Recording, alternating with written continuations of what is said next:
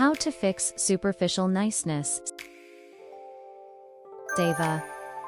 Olivia, you seem quiet today. Want to talk about it, Olivia? I'm so tired of pretending to be fine, Sam. Nice to everyone. Always smiling. Always agreeing. But inside, I feel empty. It's making my anxiety worse. And I started drinking more to cope. I hate it, Ava. Thank you for telling me. What you're describing is what we call superficial niceness. It can hurt you more than you think. May I explain, Olivia? Please do. Chapter 1. How superficial niceness affects people. Ava. First, let's see how superficial niceness affects people. 1. It keeps relationships shallow. Everything stays on the surface. Polite small talk, but no real closeness. You crave real connection, but feel alone.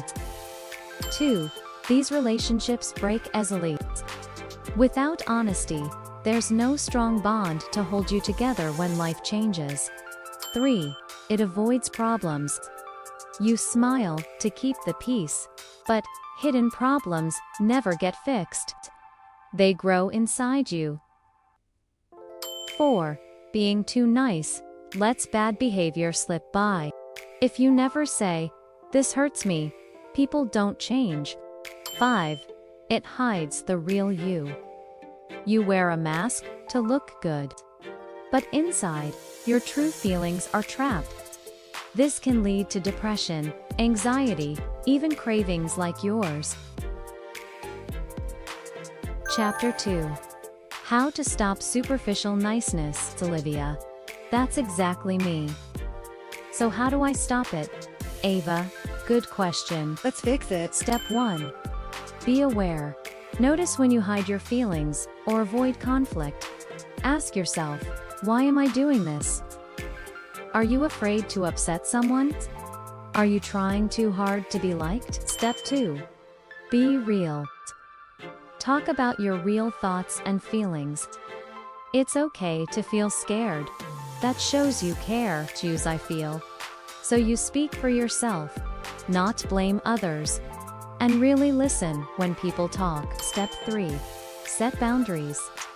You don't have to say yes to everything. Say no when needed. Respect yourself. People will respect you more too. Step 4. Grow the bond. Spend real time with people. Talk about things that matter. Thank them when they're honest with you. Solve problems together. Don't hide them. Step 5.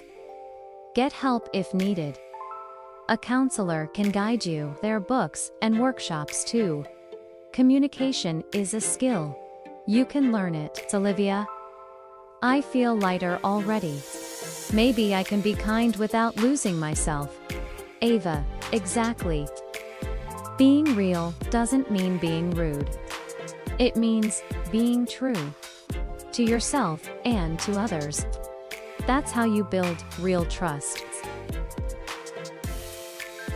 Ava, if you found this helpful, don't forget to like, subscribe, and share this with someone who needs to hear it. And remember, your true self is worth showing. See you in the next one.